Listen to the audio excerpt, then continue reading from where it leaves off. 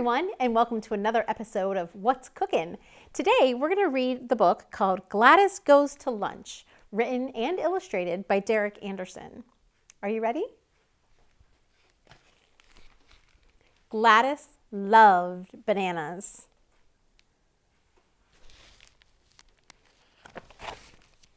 She ate bananas for breakfast, bananas for lunch, and more bananas for dinner.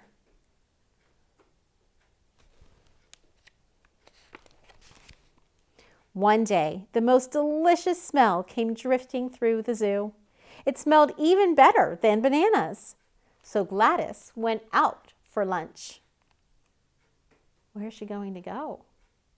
I guess she's going to follow her nose. What is it, do you think, that she smells? I wonder. She couldn't wait to taste what was making that deliciously sweet scent. She followed it all the way to a pizzeria. Look at all those different kinds of pizzas. There were pizzas with pepperoni, pesto, and even pineapple. Gladys tried them all. But pizza wasn't what she smelled.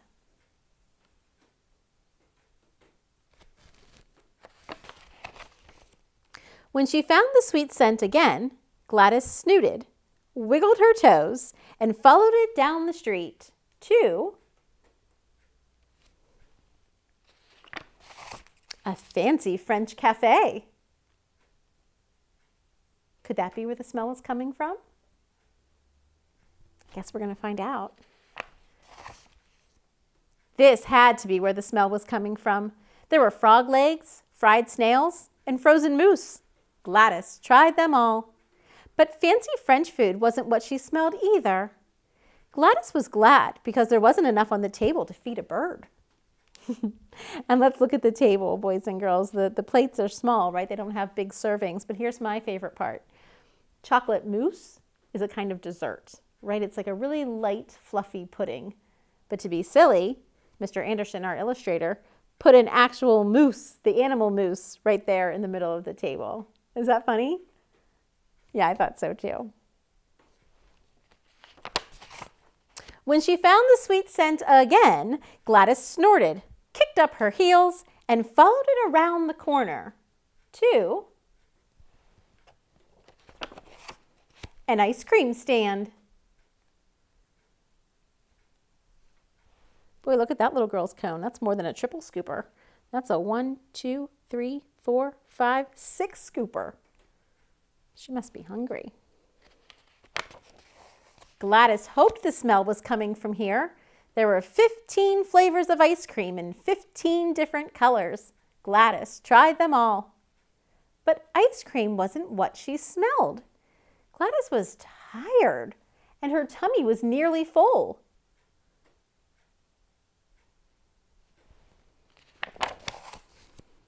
Until she smelled that deliciously sweet scent one more time.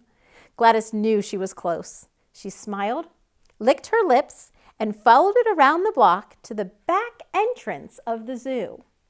She sniffed all the way to a little food cart and found just what she was looking for.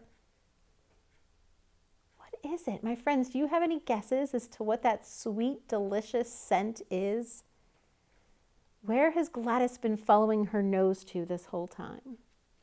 To this food cart, right? But what do you think this food cart is selling? Okay, let's turn the page and find out. Banana bread! If you guessed banana bread, friends at home, you were correct. Great job. And banana bread does smell sweet and delicious. And do you know what? I think that's exactly what we should make on today's episode. What do you think? All right, so you're going to need the following ingredients to make some delicious banana bread. You're going to need, of course, bananas, and then you'll need some sugar, flour, eggs, salt, baking soda, baking powder, and milk. And I think that's it. So if you want to go grab those ingredients, I'll meet you back here shortly, and we'll get ready to cook. Hi everyone. Okay, we are now ready to begin baking our banana bread. You'll see I'm here in the new library kitchen, so we want to give a great big thank you to Miss Christine, our library director, for purchasing this wonderful resource for us. We're going to be doing a lot more cooking classes in here. The adults are now able to cook in here. We'll probably have some science clubs in here. So we're really excited and grateful to have this new kitchen. All right, so hopefully you gathered all of your ingredients and you are now ready to make this new delicious recipe along with me. The recipe has been uploaded to the Spring Into Fun page of the library website, so you can print it off there if you would like. You'll also find some table talkers uploaded there as well. So while you're cooking in the kitchen or while you're enjoying your banana bread, it'll give you something to talk about too. All right? Okay, so according to our recipe, we need to first mix in 1 cup of sugar with a 1/2 cup of shortening. Now you can use butter or margarine instead. I actually have Crisco shortening here that I'm going to use today. And it's nice because right along the package here, it tells you how many tablespoons, and how many tablespoons equal a 1/2 cup. So a 1/4 cup is 4 tablespoons, which means a 1/2 cup would be how many? 8 tablespoons. So I'm going to go ahead and just count 1, 2, 3, 4, 5, 6, 7, 8, and I'm cutting it right about in half.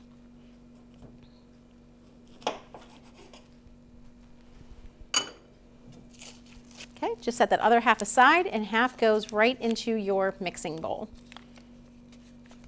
just like so. I already have my 1 cup of sugar already measured out. This is a 1 cup prep bowl, so I'm going to go ahead and pour in the 1 cup of sugar. I'm going to go ahead and blend these two together, so you're going to want to use an electric hand mixer. Again, my friends, make sure it's on a low setting so that your ingredients don't go flying everywhere, and then you have a great big mess to clean up in the kitchen. I like to put mine on the 1st or 2nd setting. Another tip, now my Crisco shortening is already nice and soft. If you are using butter from the refrigerator, make sure you take it out a little bit beforehand, set it on your counter so that it can get soft, right? You want to use it if it's at room temperature. Otherwise, it's not going to mix right at all. It'll be too hard.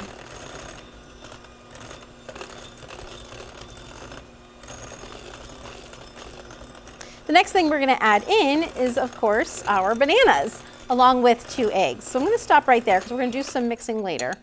Just wanted to get those 2 ingredients blended somewhat. I'm going to go ahead and add my eggs next. And like I've said before in previous cooking shows, I like to crack my egg first in a separate bowl before putting it into the larger mixer bowl. That's just in case I do find a shell. I will be able, see, there's one. I'll be able to get rid of it easily before it goes into my mixture. All right, we might as well just crack 2 into the same bowl. And then those eggs can be dumped right in.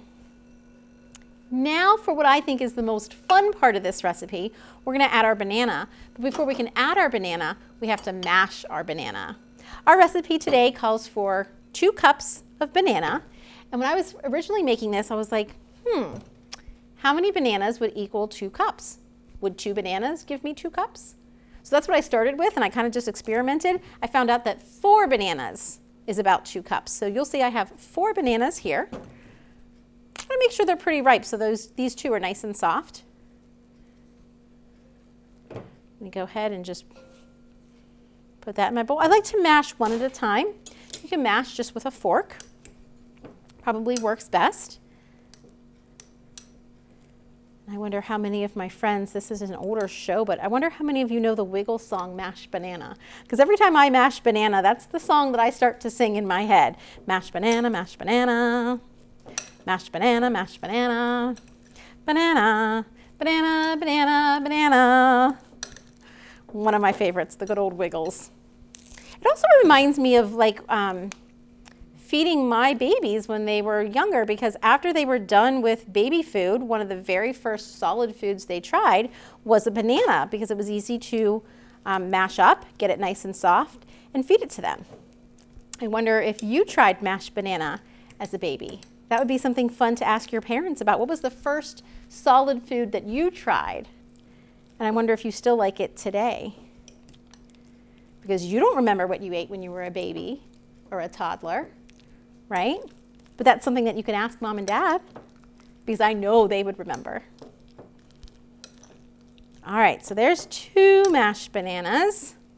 Let's get a third one in there. One of my table talkers that I included on the sheet this time, boys and girls, was monkeys peel their bananas upside down. Isn't that interesting?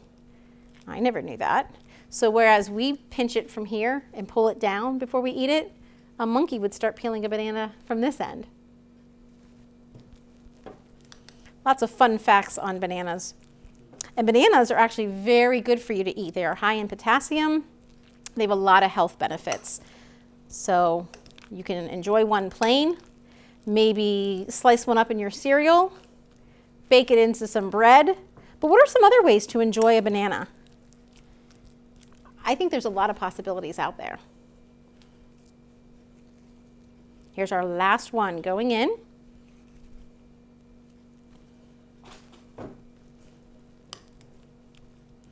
And again, we're going to mix it with the electric hand mixer too, so it doesn't have to be completely smooth. But it's not a good idea to just put them in there whole either. That's why I'm mashing them in a separate bowl.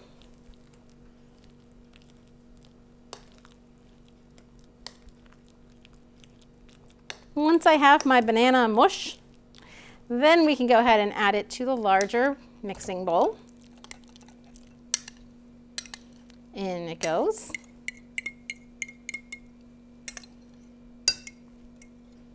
Smell that banana.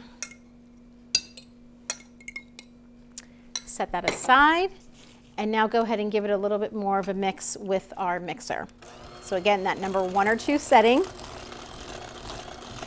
And we're going to blend in that egg and that banana.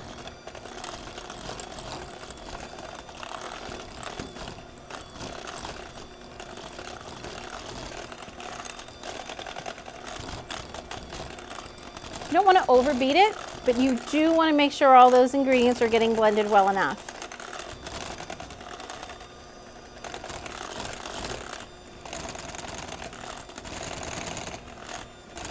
The next thing we're going to add are our other dry ingredients. So that's our flour, baking soda, baking powder, and salt.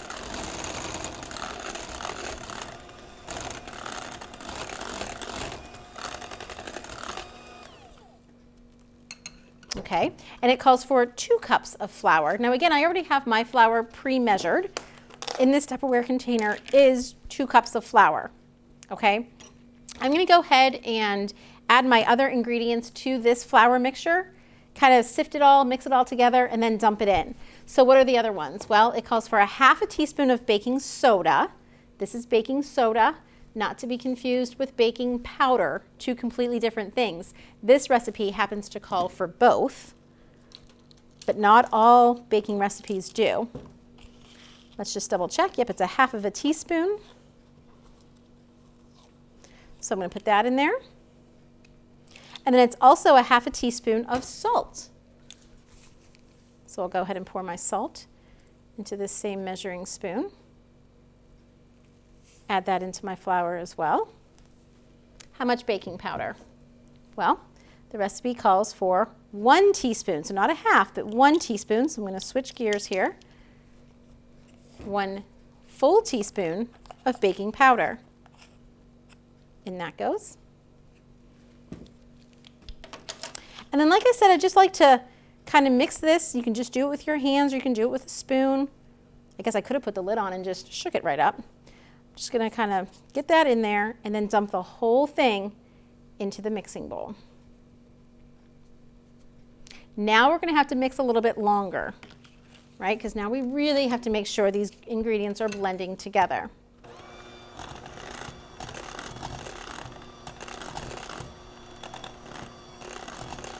As we go, you'll notice that some of the flour might stick to the edge of the bowl. You want to make sure you have a spoon or a knife or a spatula handy to kind of feed that into the middle of the bowl so that the mixer is reaching it all. Sometimes I also turn my bowl around to make sure I'm getting it all.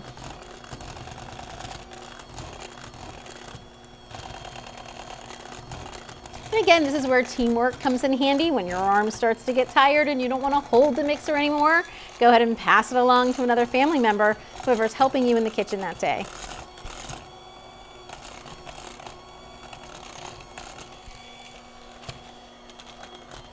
Okay, I'm gonna have to get some of my flour. So this is what I mean by kind of just feeding it into the middle.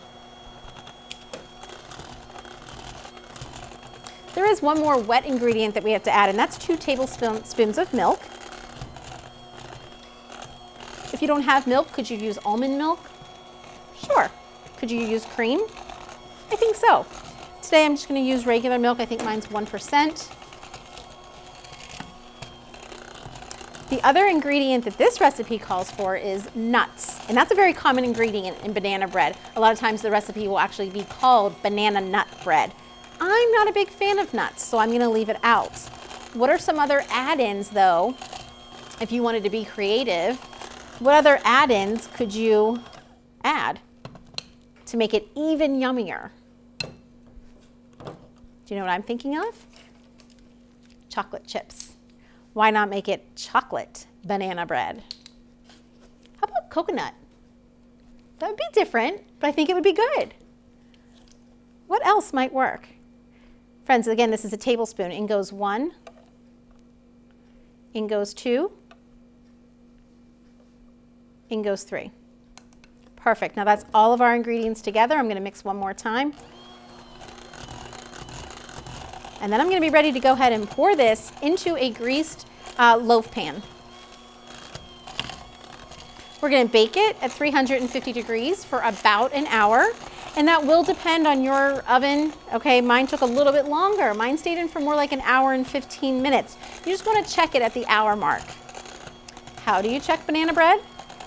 Or a lot of other cakes and bread recipes? Do you know? Did anyone teach you this already? Yeah, you want to insert a toothpick or a clean knife into the center. If it comes out clean, it's cooked. It's ready to be taken out of the oven. If it pulls out and it still has some goo on it, if it still has some of the sticky ingredients, then you know it has to bake for a little while longer. So that's the test.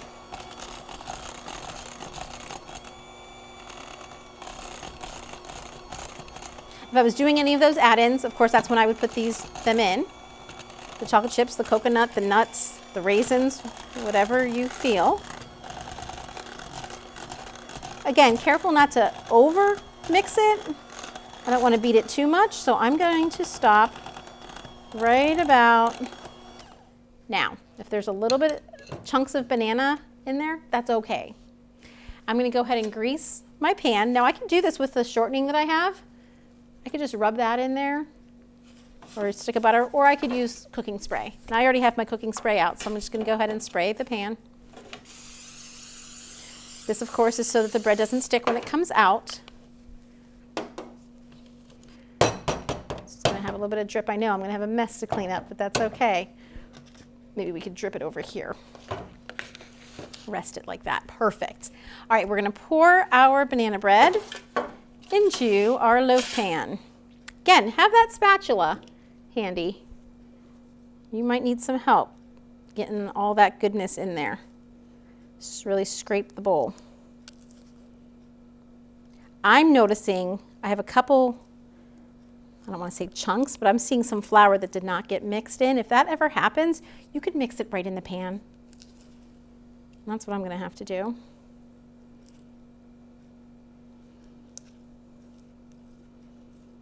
Okay.